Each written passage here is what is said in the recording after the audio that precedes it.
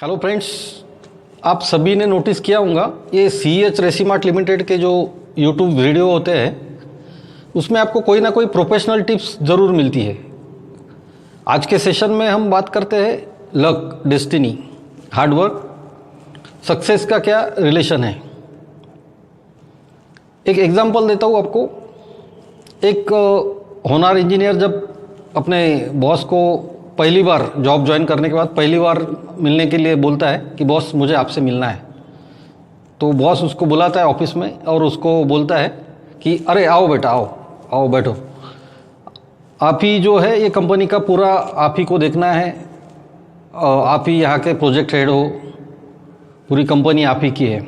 ऐसा उसको बहुत प्यार से बोलता है, समझाता है। दूसरी बार जब 6 महीने बाद वही एम्प्लॉई बॉस को बोलता है बॉस मुझे आपका टाइम चाहिए, मुझे आपसे मिलना है, तो दूसरी बार जब बॉस के पास जाता है वो होनहार एम्प्लॉई, तो बॉस उसको स्ट्रेट वे पूछता है कि आपको कितना सैलरी बढ़ा के चाहिए। बॉस को सभी पता रहता है आपके बारे में, आप क्या कर रहे हैं क्या नहीं। कोई भी कंपनी जो होती है वो आपके परफॉर्मेंस पे रिस्क लेती है और आपके परफॉर्मेंस पे रिस्क लेके वो कमाती है। अगर आपको 1 लाख रुपए सैलरी मिल रही तो कंपनी की उसके पीछे 5 लाख रुपए की रिस्क रहती है। तो इसमें बॉस पूछता है इमीडिएटली आपको कि आपको कितना पैसा बढ़ा के चाहिए। तो बॉस क्या करता है कि आपका जो सैलरी है उस पर 1000 रुपये बढ़ा के देता है। तो आप जानते हैं 1000 रुपये का महीना क्या होता है, 1000 रुपये में बढ़ा के तो दिया कंपनी ने। नेक्स्ट टाइम जब 2 साल के बाद एम्प्लॉई बॉस को पूछता है बॉस मुझे आपसे मिलना है, कुछ काम है, तो बॉस बुलाता है ऑफिस में और बॉस उसको इमीडिएटली पूछता है कि बोल वो कौन सी कंपनी है, किधर जा रहा है तू। बॉस को सभी पता होता है कि आगे का एम्प्लॉय का रिएक्शन क्या रहेगा। तो ऐसे प्रोफेशनल स्टेजेस होते हैं। तो बॉस समझ जाता है 2 साल के बाद कि इसको अपने को सैलरी तो नहीं बढ़ा के देना है, ये कहीं ना कहीं जाएगा, अभी इसको जॉब मिल गया होगा कहीं। बाद में 4 साल बाद सेम बॉस को वो फ़ोन करते हैं, फिर बोलते हैं बॉस मुझे आपसे मिलने का था। तो आता है मिलने के लिए। तो बॉस सबसे पहले इमीडिएटली पूछता है कि देख मैंने तेरे को पहले ही बोला था कि वो कंपनी ज्वाइन नहीं करना है। तो बॉस और एम्प्लॉय का रिश्ता कुछ इस तरह से होता है कि उनको बगैर बताए वो सब पता रहता है। तो दोस्तों ये कुछ जिनके पास समय है आखिरी तक देखेंगे, उनको मैं ये अच्छे से ये पॉइंट समझा नहीं होगा तो और क्लियर करता हूँ आगे जाके कि ये प्रॉपरली मैं एग्जाम्पल दे के आपको ये करूँगा, एक्सप्लेन करूँगा। तो आपका आज का अपना सेशन है हार्डवर्क और डेस्टिनी, ये कैसे रिलेट करते हैं, कैसे एक अच्छा एम्प्लॉय, अच्छा इंजीनियर बने हम लोग। इसमें देखो दोस्तों, अभी ये जो टफ टाइम चल रहा है, इसमें ये जो सिचुएशन है, हमारे हाथ में सिचुएशन हमारे हाथ में नहीं रहती है, आ जाती है, तो इसको फेस करके अपने को आगे बढ़ना होता है। तो इसमें अपने को जब हम काम कर रहे हैं तो हमें काम करते वक्त यही ध्यान देना है कि हमें, आप अगर फ्रेशर भी हो तो आपको ये माइंड में रखना है कि आप एक सिविल इंजीनियर हो, एक इलेक्ट्रिकल इंजीनियर हो, एक मैकेनिकल इंजीनियर हो, MEP इंजीनियर है।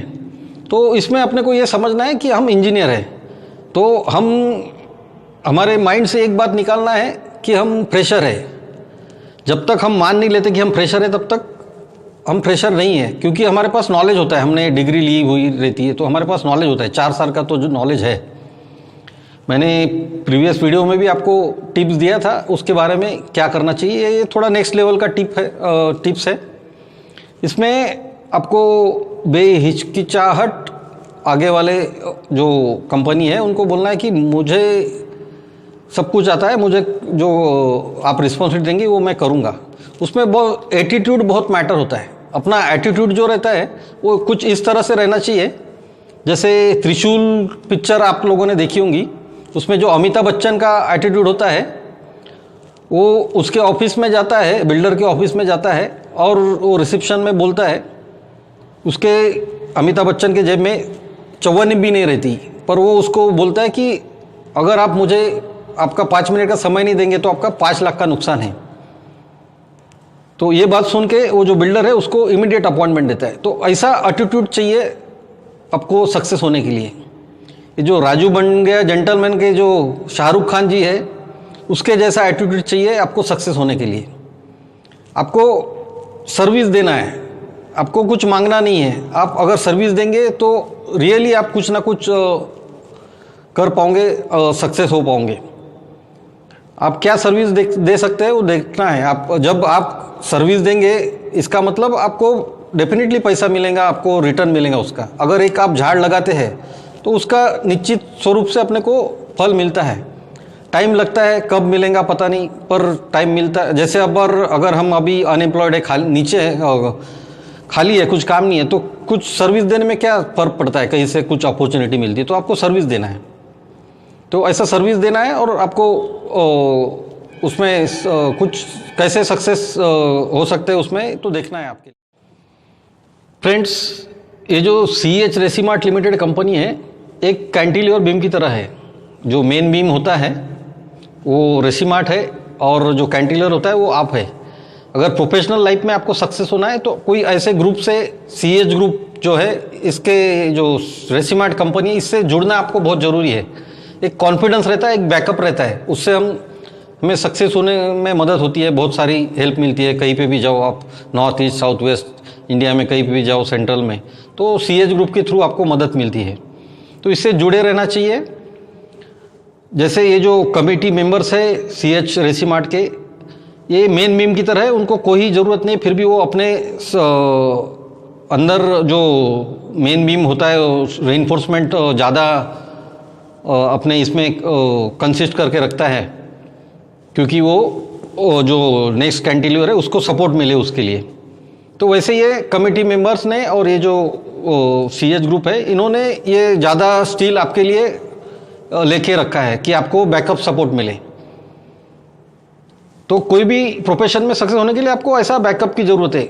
आप कैंटिलीवर में, जैसे फ्रंट साइड में आप कैंटिलीवर हो और बैक साइड में ये मेन बीम है, तो पूरा मेन जितना आपका कैंटिलीवर होता है फ्रंट साइड में स्टील होता है टॉप में, उतना ही इसके टॉप में भी स्टील रहता है मेन कंपनी में। तो यहाँ पे हमें एक सोशल रिस्पॉन्सिबिलिटी करके ये CH ग्रुप चलाते हैं।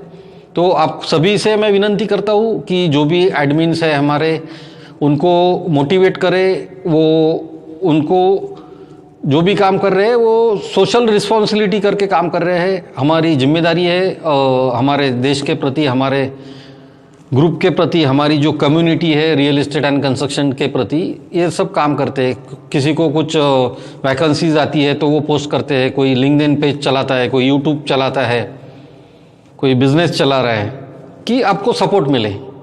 तो आपको डरना नहीं है और आपको ये होनहार इंजीनियर की तरह आगे बढ़ना है और ग्रुप से जुड़े रहना है।